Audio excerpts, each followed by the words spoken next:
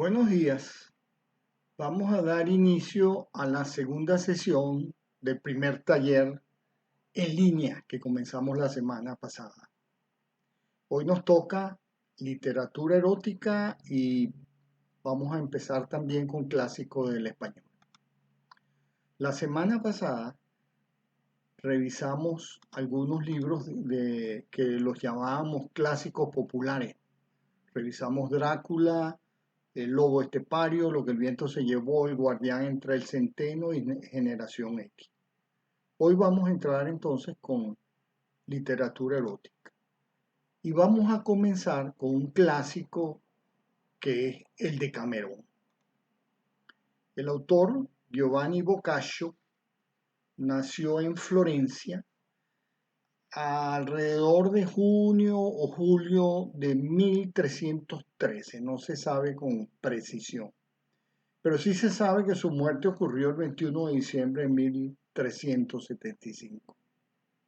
Es un escritor y humanista italiano y es uno de los padres de la literatura en italiano, los que comenzaron a escribir en lenguaje italiano y no en latín, junto con Dante y Petrarca. Él era hijo de Boccaccio di Cellino, un agente de una poderosa compañía mercantil, pero Giovanni no tenía mucha inclinación hacia los negocios, por lo que se dedicó a las letras. Una de sus primeras obras fue publicada en 1334, ya en italiano, que es un breve poemario erótico compuesto de 18 cantos. Luego publicó el Filócolo, que es una extensa novela en prosa y en italiano también. Posteriormente vino el Filostrato, que es un poema narrativo en italiano, el Decamerón, que es su obra más famosa, también en italiano, 100 cuentos de orientación erótica, y su última obra fue La genealogía de los dioses de los gentiles, entre 1350 y 1375. Esa sí está escrita en latín. Ese es el significado de la I italiano, L latín.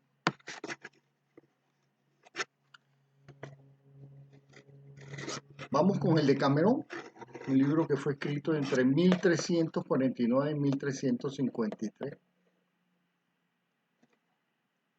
En el año 1348, la peste devasta a Florencia. 10 jóvenes, conformados por 3 mujeres y 3 hombres, huyen de la terrible desgracia y de la decadencia de las costumbres que impera en la ciudad atacada por la epidemia. Se refugian en una propiedad rural de la Toscana y allí, en medio de un paisaje idílico, disfrutan por un tiempo de una vida paradisíaca. Cuando el calor del día se torna desagradable para las excursiones a las colinas que rodean la finca, los 10 jóvenes se entretienen narrando su historia. Cada noche, durante 10 días, se elige a una reina o un rey. Uno de estos jóvenes pasa a ser el rey o la reina durante un día. Y él debe seleccionar un tema para el día siguiente. Uno a uno, los presentes contribuyen con un relato. Así se crean en 10 días los 100 cuentos del Decamerón. El Decamerón viene del griego deca, que es 10, y de mera, que es día. 100 es además la cifra de la perfección, que también la vemos presente en la Divina Comedia de Dante.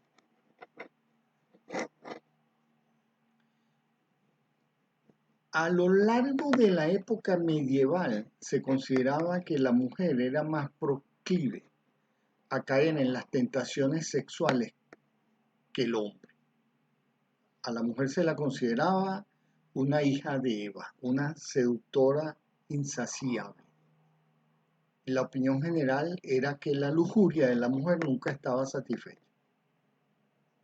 El hombre, que era un ser espiritualmente más elevado, podía controlar sus instintos. Esto está muy presente en los relatos de Decamerón. Es la primera gran obra en prosa en lengua italiana. Fue además prohibido, fue parte de los libros prohibidos por la Iglesia durante la Inquisición. Veamos algunos ejemplos de los relatos.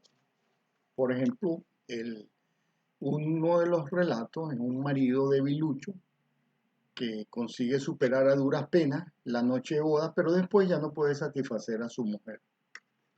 Cuando un pirata la rapta y le da pruebas de su virilidad, ella se considera afortunada.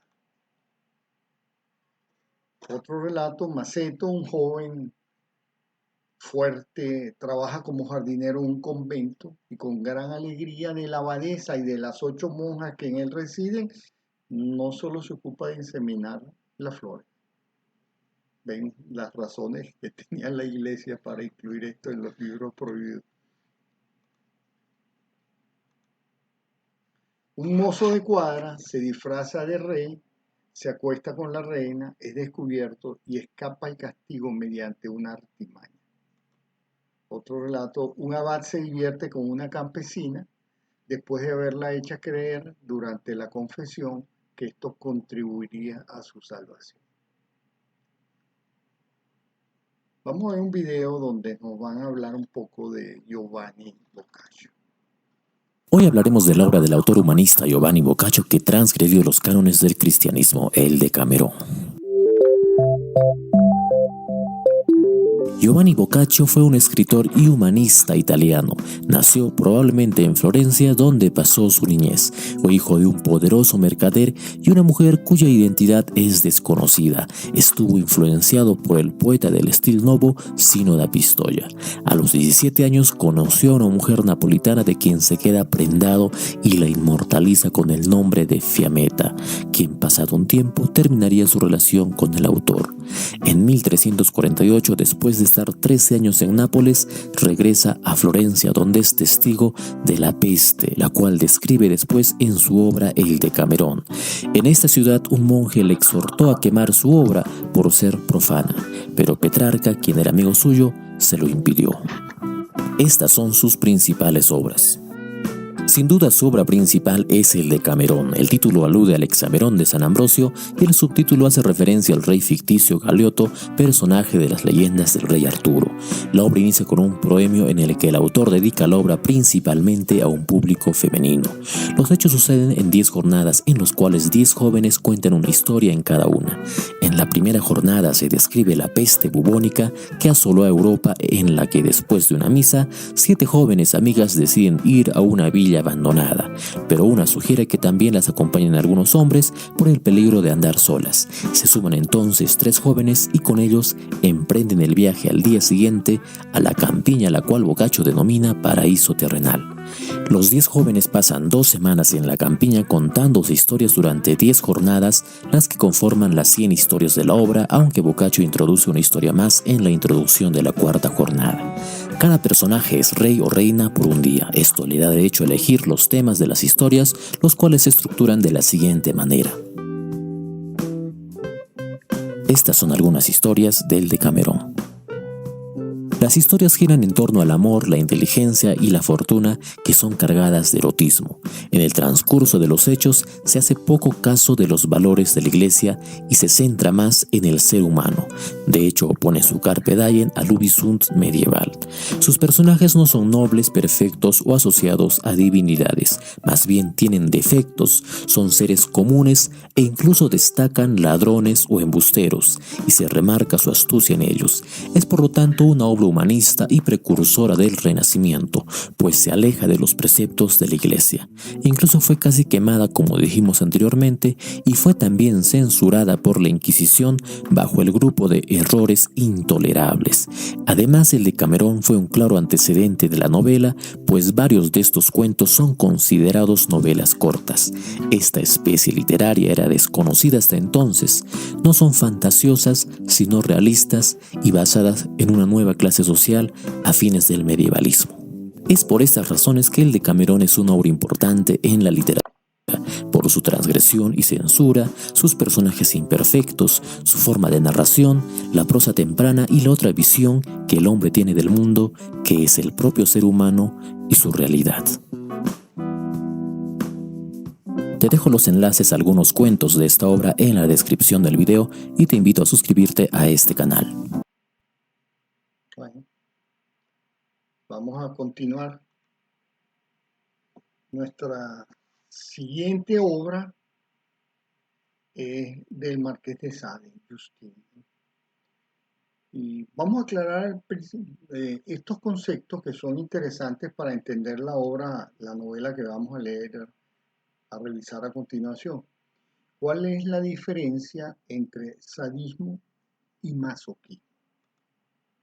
El sadismo es crueldad que produce placer a la persona que la inflige. Ese es el sádico. Disfruta sexualmente ocasionándole dolor a otra persona. Mientras que el masoquismo es más bien lo contrario. Es obtención de la excitación y la satisfacción sexual a través del propio dolor físico psíquico o la humillación y la dominación. El masoquista obtiene placer con el dolor, sufriendo dolor. Estas palabras, sadismo y masoquismo, no aparecen en la obra del Marqués de Sade, por supuesto, porque fueron conceptos que se acuñaron después. De hecho, sadismo viene del apellido del autor, de Sade, y el masoquismo viene de un autor australiano, Leopold von Sacher-Masoch, de ahí viene masoquismo, en la obra La Dama de las Pieles. El Marqués de Sade nació en París el 2 de junio de 1740 y murió en Charenton el 2 de diciembre de 1814, un escritor francés. Napoleón Bonaparte se refirió a la novela Justine, que es la que vamos a analizar a continuación, como el libro más abominable jamás concebido por la imaginación más depravada.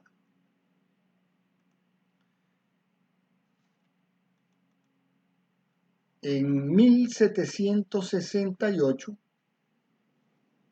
explotó lo que se conoce como el escándalo Rose-Keller. El Marqués de Sade contrató los servicios de una prostituta que se llamaba Rose Keller, la secuestró y la mantuvo encerrada en su casa, donde la sometió a distintos abusos. Rose logró escapar y contó los actos de brutalidad sexual que Sade había cometido y mostró las heridas que le había provocado. En 1782 está en prisión y termina ahí su primera novela en prisión, que se llama Diálogo entre un sacerdote y un moribundo.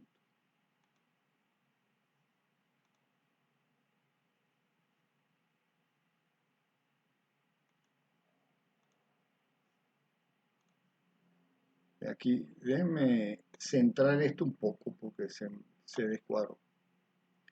En 1791 publican las novelas Justine y Juliette. En 1801 es encarcelado nuevamente por el propio Napoleón Bonaparte. Y en 1814 muere en un hospital psiquiátrico. Años después, post-mortem, en 1904, se publican Los 120 días de Sodoma. La novela que vamos a analizar en este momento se llama Justine, una novela de 1761.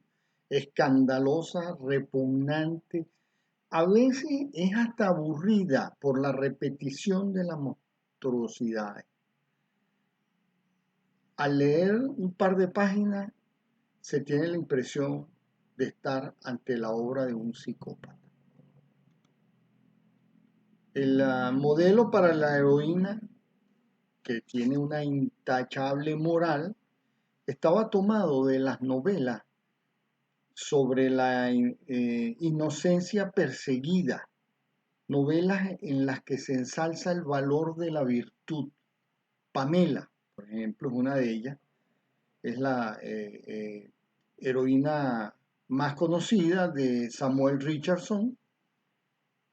Es tan virtuosa, Pamela es tan virtuosa, que está a punto de desmayarse cuando su pretendiente menciona en su presencia un artículo tan sospechoso como una media de señora. A lo largo de la narración, el desmayo prueba ser un eficaz método de defensa contra los ataques sexuales del pretendiente. Siempre que éste quiera abalanzarse sobre Pamela, ella se desmaya y confía en que él será lo bastante decente para respetarla. Cosa que ocurre en la novela de Pamela, mas no en el Justine del Marqués de Sade. Sade modificó este comportamiento y cuando Justine vuelve en sí tras su primer desmayo, advierte que el hombre al que acaba de salvar la vida la ha violado, maltratado y robado. La virtud de Justine la convierte en la víctima pasiva de los más espantosos abusos sexuales.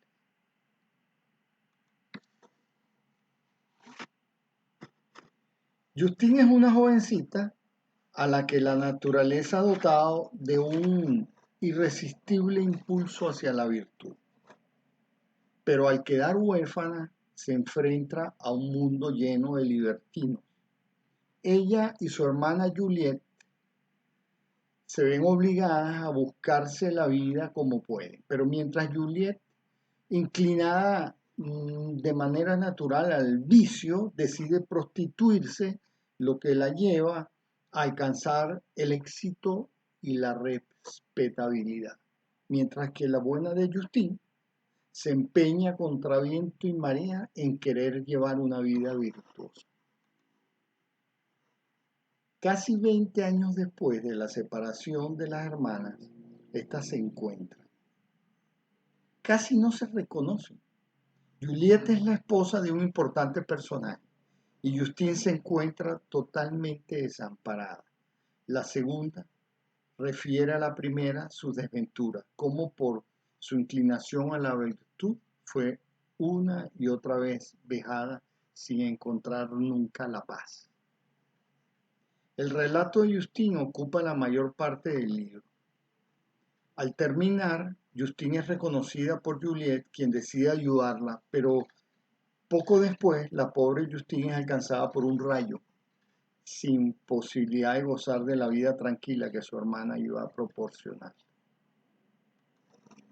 El Marqués de Sade era una persona terrible. Pasó sus últimos años en un manicomio. En sus múltiples estancias en prisión, se quejaba del trato inhumano de los guardias que no les facilitaban jarabe para la tos, después de que unas semanas antes había violado, torturado a prostitutas y niños. Sade oscureció el enfoque optimista de la representación del ser humano. El hombre es bueno por naturaleza. La esencia del hombre es la bondad, la compasión, la generosidad. No, Sade mostró al hombre como anárquico, cruel, agresivo, amoral. Y Sade, por supuesto, ya lo habíamos dicho, dio el nombre a una psicopatía de la sexología, el sadismo. Según Freud, Todos somos sádicos, al menos por un breve espacio de tiempo y sin ser conscientes de ello. Todos los niños experimentan una fase sadicoanal de la libido cuando la criatura descubre por primera vez la posibilidad de decir no y aprende así lo que significa ejercer el poder. Vamos a ver un análisis muy interesante, una faceta distinta del Marqués de Sade. El Marqués de Sade como filósofo. Es una persona muy interesante, ¿no? A pesar de lo terrible que puede ser.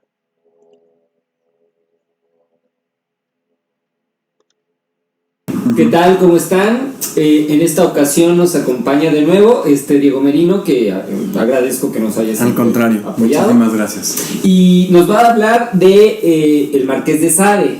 Entonces, bueno, pues sin más, ¿quién es el Marqués de Sade? Pues muchas gracias a ti y a todo tu auditorio por la invitación. Siempre es un gran honor participar aquí contigo. Y entonces, bueno, pues ya habíamos platicado un poco de esto y recuerdo que leyendo los comentarios de la última vez había un chico que decía, pues ¿por qué no hablan un poco más de Sade? Entonces, pues por mí encantado, me alegra enormemente que pues se dé ya la oportunidad. Pues a Sade es un pensador interesantísimo que puede ser abordado desde muchas perspectivas, desde la cuestión literaria, filosófica, ensayística. En varios casos Sade no se limita solamente a la novela y el cuento corto, sino que también hace varios ensayos. Lo único que sí no experimenta mucho es la poesía. En la poesía se mantiene muy al margen. Solo tiene un poema que él mismo después critica, y digo que después critica no como estos ejercicios de estilo de un autor que escribe algo y después lo deja y lo critica, sino termina el poema y de inmediato viene un ensayo sobre este poema. Es una situación que poco se ha estudiado, digna de ser vista, pero no tiene mucha profundidad, digamos, filosófica y a lo mejor ni siquiera estética, ¿no? Pero bueno, Sade es un pensador de esta naturaleza que puede ser abordada desde muchas perspectivas: psicológica, filosófica, políticamente hablando, y hasta ahí una muy dudosa epistemología, pero también puede ser abordado desde ahí. Y bueno, en este tenor, y bueno, haciendo gala del canal, pues habría que analizar a un Sade de carácter filosófico, porque a mí no me cabe la menor duda que Sade es un filósofo. Y bueno, a final de cuentas, haciendo honor al divino Marqués, pues con que yo lo diga basta, pero pues la verdad no basta. Entonces no soy el único que considera a Sade un filósofo. Pierre Klossowski, Maurice Blanchot, Annie Lebrun, Michel Onfray, una larga tradición de Simone de Beauvoir hasta cierto punto, una larga tradición de filósofos consideran que la obra de Sade no se limita a la transgresión literaria, sino que también hay una implicación filosófica y que pues entre orgía y orgía hay algo, ¿no? Y de hecho, entre las vejaciones que sufren sus personajes, tanto héroes como antihéroes, pues hay muchos elementos que de alguna forma como que comprueban, o que Sade busca estar comprobando, ¿no? Un poco como en los diálogos de Platón, en donde la ingenuidad o lo obtuso de ciertos personajes demuestra que Sócrates estaba bien, ¿no? Pues un poco será así las vejaciones y monstruosidades de los personajes en Sade, ¿no? Las dos obras paradigmáticas, Justine o la virtud, o las desventuras, infortunios de la virtud, o Juliette o el vicio altamente recompensado, pues son estas dos ideas, ¿no? En donde la virtud genera decadencia y un sufrimiento, pero no es un sufrimiento que nos lleva a placeres, como vamos a ver a continuación. En cambio, Juliette, como figura paradigmática del vicio, pues se ve altamente recompensado todo el tiempo, ¿no? Entonces, mientras que en Justine todo va hacia abajo, en Juliette todo va hacia arriba, y lo que depende, jugando con estas ideas de abajo arriba, pues será el ejercicio de la virtud o el vicio. Y aquí pues estoy apelando ya a la idea de un público versado en términos de filosofía, pero también entiendo que hay muchos otros invitados al canal que no están familiarizados con esto. Entonces, cuando digo vicio, no estoy hablando propiamente de drogas, alcohol o algo así, sino estamos hablando como de esta degradación del espíritu o degradación mental, etcétera, ¿no? Sería como una contraparte o antítesis de la virtud, ¿no? En ese sentido, vicio. Y también Sade así lo asimila. De Sade hay mucha tinta en cuestión biográfica. Entonces, pues quisiera saltarme esta parte sin dejar de decir que, pues, Sade es uno de estos filósofos, a mi parecer, congruentes con la obra. A mí me parece que no tiene por qué haber necesariamente un análogo biográfico con uno filosófico. O sea, puede ser que muchos autores no sean como... pues que no asimilaron su filosofía en vida, ¿no? Como a veces se le tilda a Nietzsche, ¿vale? A Heidegger o a Nietzsche. A Nietzsche yo creo que sí fue muy congruente con la idea del santo decir sí a pesar de la tragedia, pues sus enfermedades. Pero bueno, como dice el doctor Herbert Frey, Nietzsche es el filósofo del vino que no toma vino. No porque no quiera, sino porque no puede, ¿no? Está muy enfermo. Pero Sade es uno de estos personajes que sí son congruentes. No hace todo lo que escribe, eso hay que decirlo. Y si no lo hace, me parece porque no tuvo tiempo y también porque hay cosas demasiado descabelladas. Entonces, pero cuando él está fuera de la Bastilla, cuando está fuera de Charenton, que este manicomio en el que acaba sus días, pues sí, hace un montón de cosas tremendas, ¿no? El escándalo de la Cantárida, el escándalo de la sirvienta. Entonces hay mucho que sobre la biografía de Sade. Entonces no andaré en ello porque me parece que será mucho más enriquecedor entrar en materia filosófica, pero basta con saber que Sade sí era un filósofo criminal, ¿no? Como dijera Pierre Klossowski en esta obra de Sade, mi prójimo, en el prólogo. Y Sade aborda varias posturas. No es un filósofo sistemático, por supuesto, no se acerca a Kant, no se acerca a ninguno de estos autores que son rigurosos en la lectura. A Sade puede empezarse por donde sea, desde los ensayos hasta los cuentos cortos o las novelas como Justine, Juliette, Aline y Valcourt, etc. Pero sí podemos de alguna forma abstraer un poco de los elementos para hacer un orden. Y a mí me parece que todo comienza en Sade con una propuesta metafísica ontológica. Y la propuesta en Sade es, combinando metafísica y ontología, vientre materno es destino, dice Sade. Vientre materno es destino, esto es, la naturaleza es caprichosa y ha conformado el universo de una manera determinada. Ahora bien, esta conformación no es una situación deliberada, no es la figura del Dios intervencionista judeocristiano que toma cartas en el asunto y estructura el universo de tal modo que sea lo más propicio para, no quisiera decir sus fines, son términos más bien stirnianos, pero vamos, para el mejor de los mundos posibles tal vez, o es un diseño inteligente, pues. Deliberado, pensado, y ahí está sublimado en la creación, ¿no? En Sade no, la naturaleza como el Tao, ¿no? Irrumpe, fluye, escupe, regurgita sus discursos metafísicos y acontece tal y como está. Pero esta conformación de alguna forma, sostiene Sade, es nociva para nosotros, es decir, el mundo, el universo, la naturaleza es un mundo doloroso, es una situación sórdida para la existencia humana, ¿no? Es decir, no será la voluntad de Schopenhauer ni de Mailander, pero sí reconoce que el modo en el que se desenvuelve el universo es pernicioso para el ser humano. Y es una madre malvada, digamos, es una madre violenta, es una madre que nos hace sufrir muchísimo. Y en este sufrimiento tampoco tendríamos por qué verlo con ojos de Cioran dolorosamente. No, es la constitución natural y en esto tenemos que aprender a regodearnos, ¿no? Entonces Sade empieza el proceso de la epistemología, la ética y la política a través del reconocimiento de que existe esta entidad, dirá Singer en el segundo volumen de La naturaleza del amor. En Sade el cosmos es un abismo, es un hoyo negro que se chupa absolutamente todo.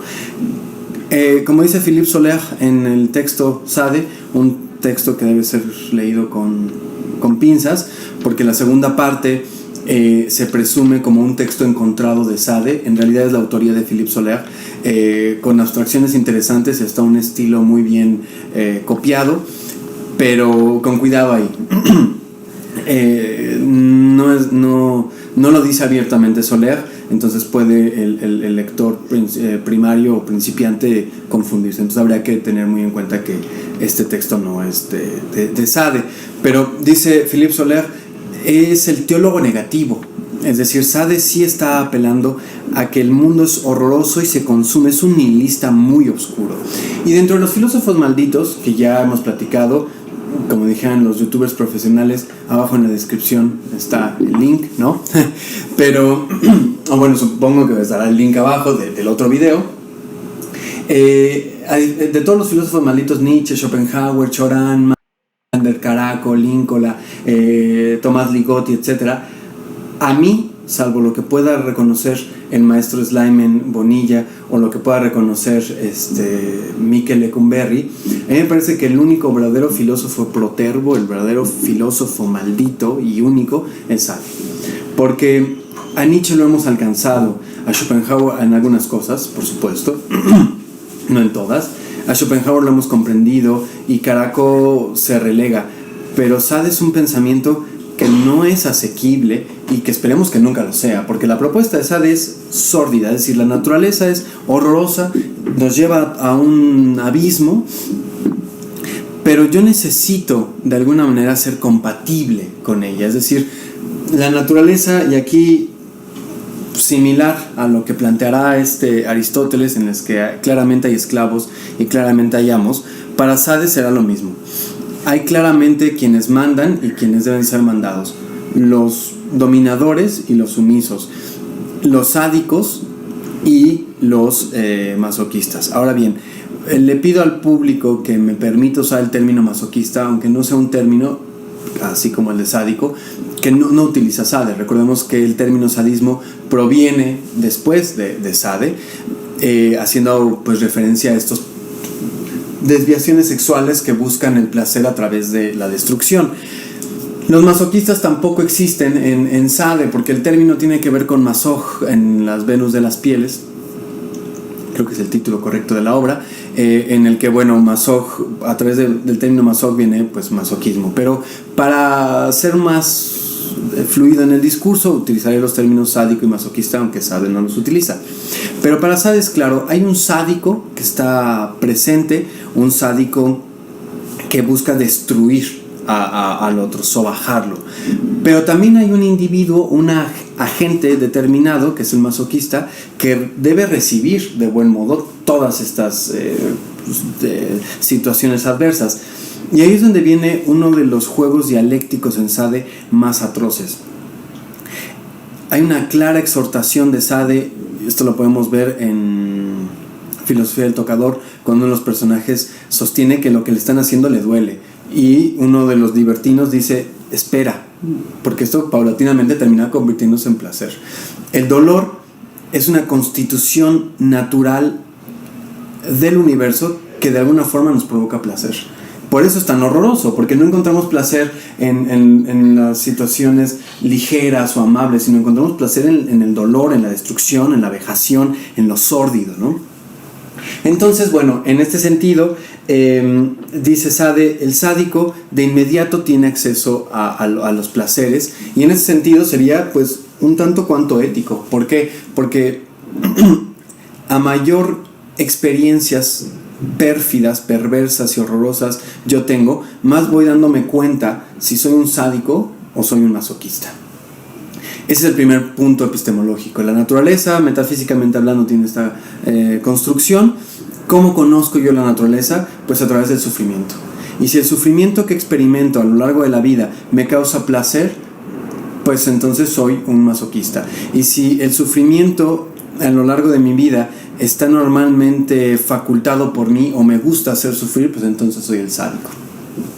Sin embargo, los libertinos o antihéroes de Sade, como sádicos o sadianos, tal vez el término más correcto, necesitan que la víctima sufra.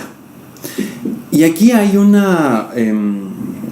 tema increíble, interesantísimo, que no ha sido explotado, que es el problema de la apatía-empatía en Sade. Sade lo deja muy en claro. Tenemos que ser apáticos frente al sufrimiento de los demás. ¿Por qué? Porque esto me aleja del otro. Aquí entra el término de Michel Onfray en Los Ultras de los Luces, y dice Michel Onfray: el único término realmente filosófico en Sade es el deísmolismo, que es justamente lo contrario de Leibniz. Somos mónadas cerradas, somos mónadas herméticas en las que yo no me reflejo con nadie y por lo tanto no me tengo que responsabilizar de nadie.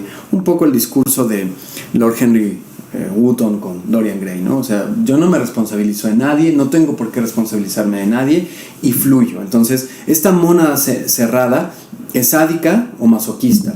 Entonces, la manera en la que puede transgredir de buen modo el sádico es a través de la apatía. No me interesa el otro, no participo de sus aflicciones y entonces puedo dar rienda suelta a mis necesidades. Sin embargo, y esto es muy curioso, hay un discurso secundario o implícito, mejor dicho, en el que Sade parece que exhorta a la apatía, pero no a la apatía de ponerme en el zapato del otro para poder experimentar sus aflicciones y entonces reprimirme, ¿no? Un poco como este rasgar velo maya y entonces reconocer que el otro sufre, ¿no? Entonces pues me detengo y soy compasivo. No, al contrario, me pongo en los zapatos del otro para ver qué es lo que le podría causar más sufrimientos y entonces infligírselos.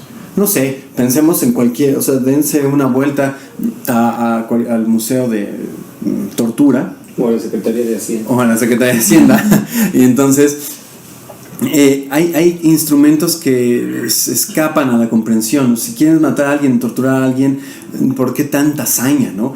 Para Sade esa es la idea. Tengo que ser empático. ¿Qué tanto puedo causar? ¿Qué le causa sufrimiento a este individuo? ¿Qué podría causarle? Y empezar a generar toda esta situación que realmente lo destruye. Entonces el sádico necesita que el masoquista sufra para que él pueda obtener placer, pero al mismo tiempo Sade le dice a los masoquistas: disfruten del placer. Esta exhortación al disfrute del placer es una afronta contra el sádico, porque si el masoquista disfruta de la sodomía, disfruta de la destrucción, pues entonces pierde placer el sádico, y el sádico se ve obligado a ser cada vez más duro y el masoquista a disfrutar más. Es un círculo vicioso, realmente vicioso, que los va destruyendo a los dos, porque cuando este inflige dolor a este otro y este lo disfruta, entonces se apodera del otro y se cambia justamente los papeles, y entonces este está obligado a sobreponerse y volver a cambiar. Este círculo lo estoy haciendo hacia arriba, pero en realidad es hacia abajo, es muy oscuro, reduce a los individuos a la nada. Y dice Sade: esto no está bien ni está mal, es lo natural. Así es la naturaleza hace eso con nosotros, es violenta, arrebatada, una madre terrible que me dedicaré a destruir, dice algo así, Sade, ¿no? En este sentido, pues tenemos que el individuo está obligado, a través de este ejercicio epistemológico, repito, del reconocimiento del sufrimiento, saber en dónde está parado, y entonces apropiarse y reapropiarse de su constitución ontológica para poderse desenvolver en el mundo, ¿no? Y esto pues nos lleva a la política de Sade, donde uno de los libros más atroces, Annie Lebron, en Sade, de pronto un bloque de abismo, así se llama el texto, dice: para empezar a leer a Sade hay que empezar con los 120 días de Sodoma. A mí me parece que es justamente lo contrario. Claro, ella da su postura y es muy interesante, pero a mí me parece que justamente es lo último que habría que leer de Sade, los 120 días de Sodoma. No nada más porque para el lector principiante es una afronta monstruosa, sino porque también de alguna manera es un culmen en el proceso filosófico que hemos visto, de la metafísica a la epistemología, ética y luego la política. Sade es genial, y por ejemplo en esta película de Letras Prohibidas, protagonizada por Jeffrey Rush, una película que no tiene nada de biográfica, hay que decirlo, muchas veces se ve como película biográfica, pero no tiene nada que ver, por lo menos el final. Pero tenemos un Jeffrey Rush como jovial, sórdido, y así era, bueno, presumimos que así era Sade por los textos que tenemos referentes a su vida. Pero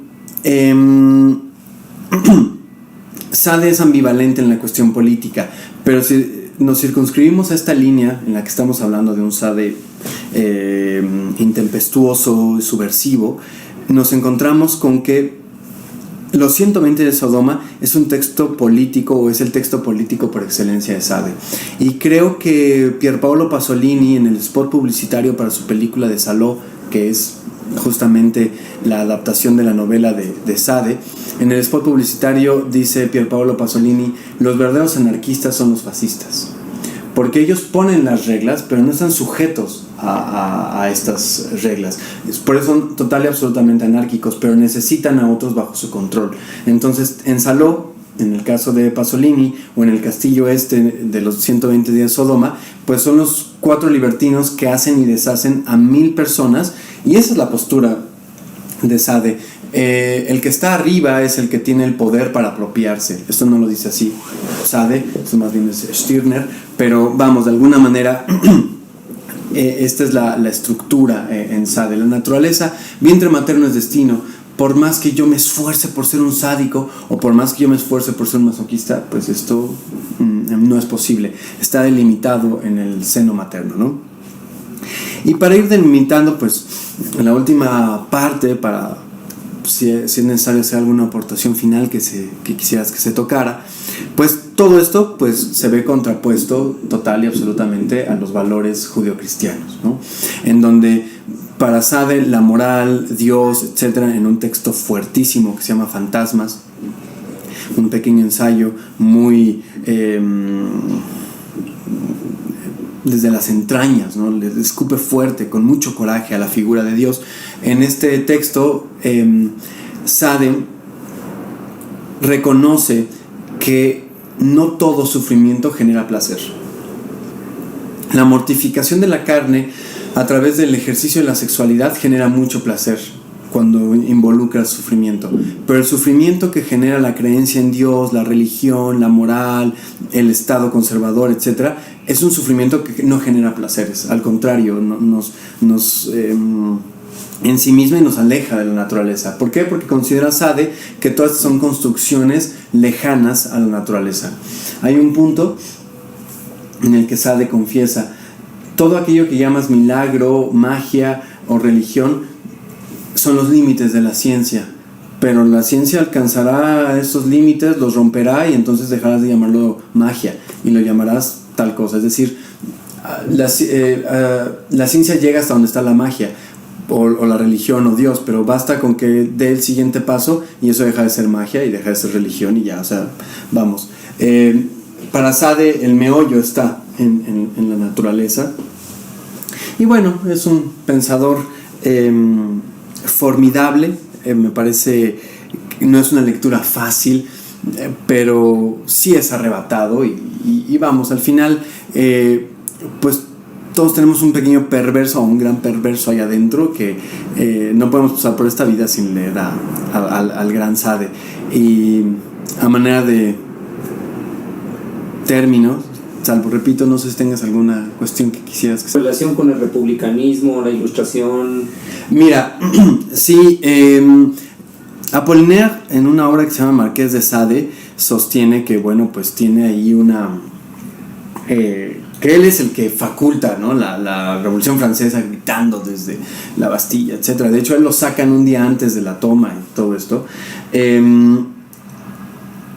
Debo reconocer que yo me he centrado en la filosofía política de un Sade maldito, ¿no? Esta cuestión del fascismo, y que además son, no podría decir utópicos, más bien panoramas distópicos, muy en el discurso de la República de Platón, que de pronto sube y es etérea, etcétera, a diferencia de la política de Aristóteles, que busca ser un poco más tangible, ¿no? Sade tiene estas dos, tiene desde esta fantasmagoría ilusoria del Saló, que es el que yo me he especializado, pero también tiene muchas cosas cercanas. Hay un apartado entre orgía y orgía, como había dicho yo en un principio, en la filosofía del tocador, que dice un esfuerzo más franceses, en el que habla sobre todos estos ideales y demás, y de hecho la obra de Sade siempre fue muy censurada, pero este pequeño capítulo fue tomado como panfleto y distribuido como para hacer conciencia. Tiene su postura específica. De verdad que no quisiera yo ahondar mucho, porque no es mi tema pues fuerte, entonces mucho de lo que yo diría sería arbitrario. En este caso, pues mejor agárrate al gran maestro Sleiman o dame unos meses para que yo retome la lectura, sobre todo en estos aspectos. Es clara la relación que tiene con Marat, más de una vez se le quiere cortar la cabeza y demás, pero Sade, como hierba mala, pues siempre se escabulle y se pierde, y cada vez que lo sentenciaban a muerte se escapaba, ¿no? Hay una película que se llama Marat y Sade que refleja muy bien esta relación, y hay un texto de una editorial mexicana, y de hecho creo que el autor es español, que justamente trata sobre este tema, sobre el pensamiento político de Sade. Si no me equivoco, y si no hay inconveniente, creo que la editorial es Ítaca. Creo que es la editorial Ítaca. Y si no, permíteme cuando se sube el video poner un comentario con la bibliografía exacta de este libro, o preguntarle directamente al maestro Sleiman, que él como sociólogo, politólogo y filósofo político entiende más esta parte, ponerlo en los comentarios, porque sí es muy rescatable. Repito, yo estudio a Sade desde la visión más perversa y desde la visión más arrebatada, porque bueno, son mis temas, pero Sade, y creo que esto sería mejor culminar así que dejar una visión de un Sade maldito, malvadísimo y cruz, que se vaya el diablo y venga Jesús. Sade tiene mucho que aportar al psicoanálisis, a la psicología, a la filosofía política y como crítico a la cultura.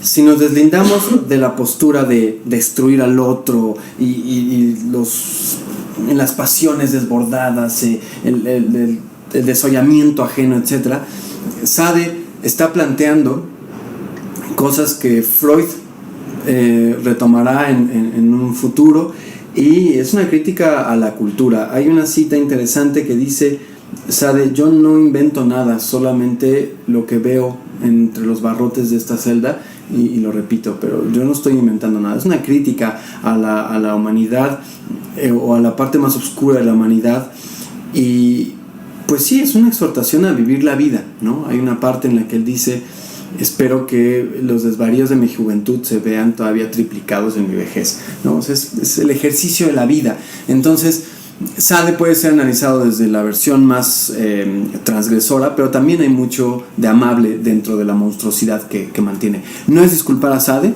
de ninguna forma, yo no quisiera disculparlo nunca, al contrario, y no tiene por qué disculparse además, pero vamos, tampoco es un pensador que se quede solo en el espacio intrincado, burdo, ¿no? Sino que hay una propuesta filosófica y literaria muy interesante, que no nada más aquellos que gusten de la estética de lo grotesco pueden acercarse, también aquellos que gustan de planteamientos pues primarios, ahí está. Y Sade tiene mucho, sobre todo los ensayos. Creo que los ensayos son pues menos transgresores, porque está haciendo un ensayo y nada más. En las novelas pues ya meterá estos personajes, ¿no? Pero pues sí, dame un chance y hacemos una segunda parte para la política porque de la política pues está los 120 días de Sodoma, de la cual se puede decir mucho, pero es la parte ideal distópica de Sade, ¿no? Un grupo pequeño y hermético que maneja a los demás a su placer, pero no, claro, tiene mucha relación con otras cosas mucho más inmanentes, digamos, ¿no? Pero por el respeto al canal, pues no quisiera hablar de algo que se escapa a mis estudios más hondos, ¿no? Pero bueno, ahí está. Recomiendo para el caso a Maurice Blanchot con Sade y Lautremont.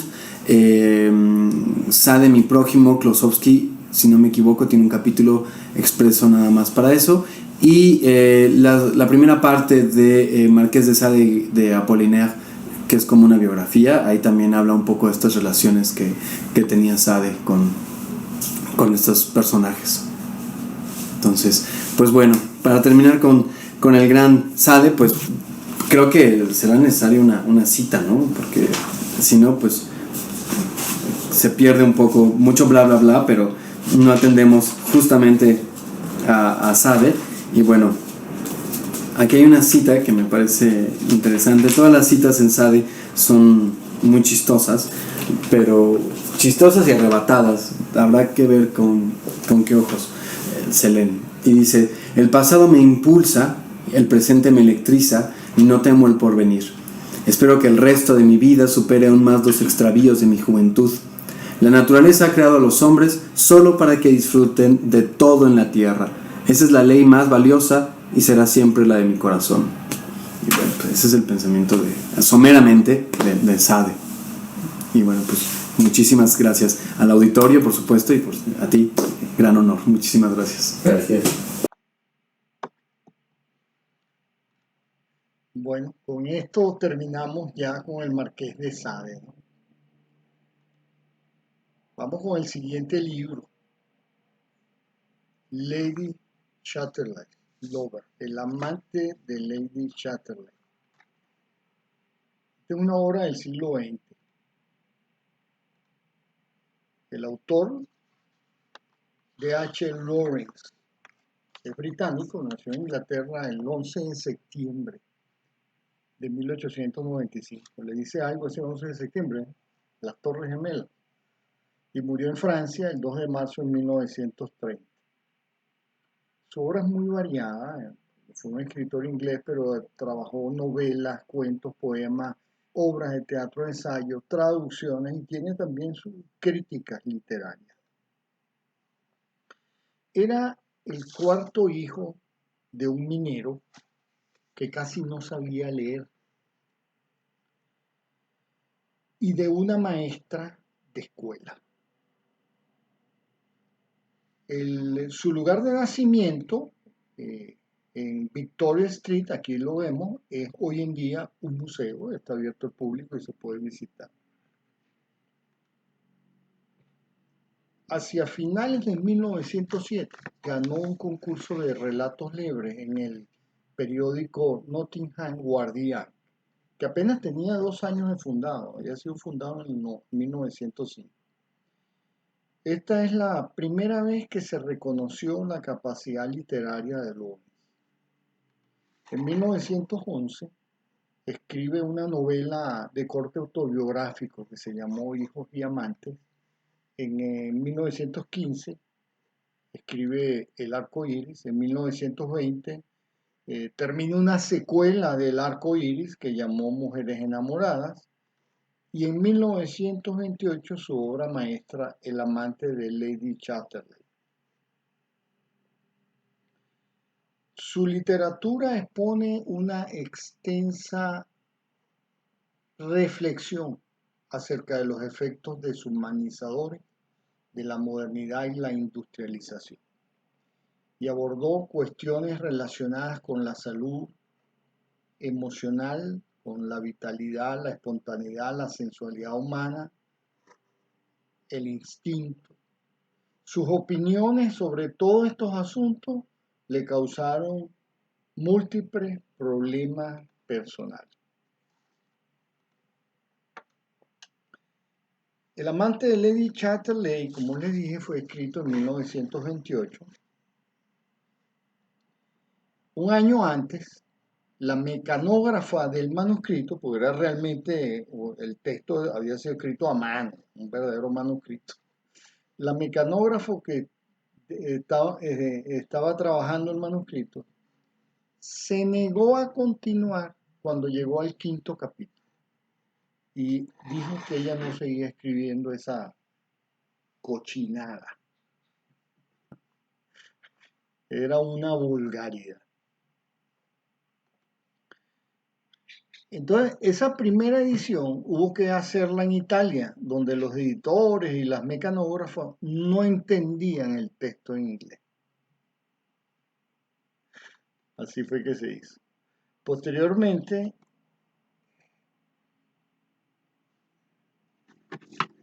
algunos libreros británicos que habían encargado la novela, después de leerla, la rechazaron con cierta cortesía y no se atrevieron a distribuir.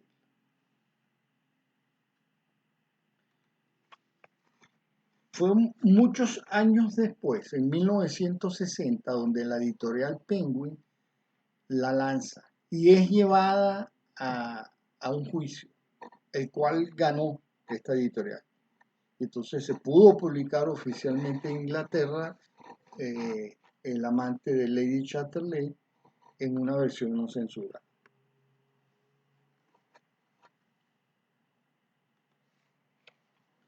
Es una novela que trata sobre sexo, o mejor dicho, más exactamente, sobre el éxtasis sexual, sobre el orgasmo, sobre intimidades de la vida sexual de una pareja.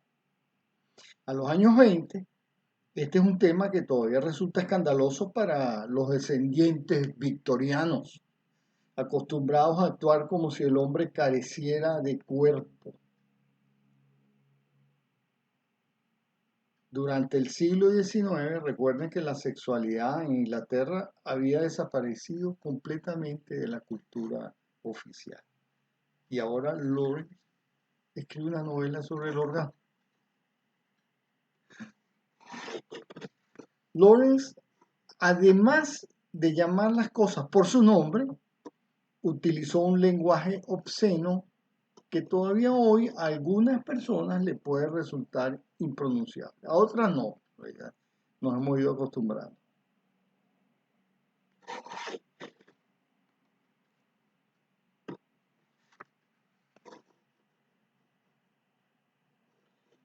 La historia es que Lady Chatterley, que en la novela la conocemos como Connie, se ha casado con Clifford durante la Primera Guerra Mundial.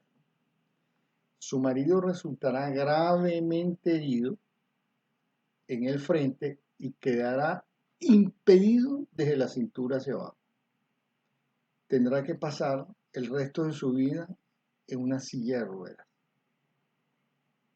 y sexualmente no funciona.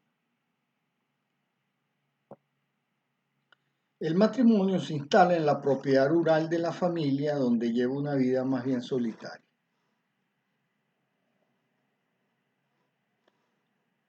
Clifford es un representante cultivado, un hombre culto, muy interesado por las cuestiones, por la cultura general, pero es estéril. Él pertenece a la clase alta inglesa y sus intentos de sublimizar su impotencia mediante la creatividad literaria no pueden remediar este hecho. Cuando advierte que sus escritos no tienen éxito, decide convertirse en un empresario de las minas de carbón y compensar su incapacidad reproductiva dedicándose a aumentar su capital. Lawrence describe en esta novela los elementos destructivos de la civilización, la guerra que ha convertido a Clifford en un inválido, la mecanización de la vida moderna, cuya víctima es la naturaleza, y la sociedad de clases que no conoce la compasión. En una conocida escena, en el capítulo 13, Clifton arrasa con sus sillas de ruedas motorizadas los jacintos azules de una preciosa pradera primaveral, después de pronunciar un alegato a favor de los privilegios de las clases más altas. En esa escena, la silla de Clifford se atasca en una pradera durante ese paseo y requiere la fuerza física de Melors, que es el guardabosque, y quien después se va a convertir en el amante de Lady Chatterley. Melors personifica el mundo contrapuesto de Clifford, ha vuelto la espalda a la civilización, ha elegido el bosque de la finca como su refugio y habla con el acento de la clase trabajadora. Pero sobre todo dispone de algo que el espiritual Clifford no tiene, un cuerpo y de sexo. Mellors y Connie comienzan una aventura. Recuerdan que Connie es la Lady Chatterley, ¿no? Se enamoran, se ven en el bosque para mantener apasionados encuentros sexuales que son descritos por el autor en detalle. Mientras el mundo se hunde bajo el hollín negro de las minas, los cuerpos de los amantes se retuercen en un éxtasis sensual en los idílicos claros del bosque. Lawrence quería describir el sexo sin rodeo, aunque sin llegar a ser pornográfico. Pero en ese tiempo solo existían dos posibilidades para hablar de sexo. O se empleaba el lenguaje médico o se internaba en la pornografía. La novela fue relevante porque exploró un territorio desconocido, hizo pública la intimidad y trata en detalle el éxtasis sexual.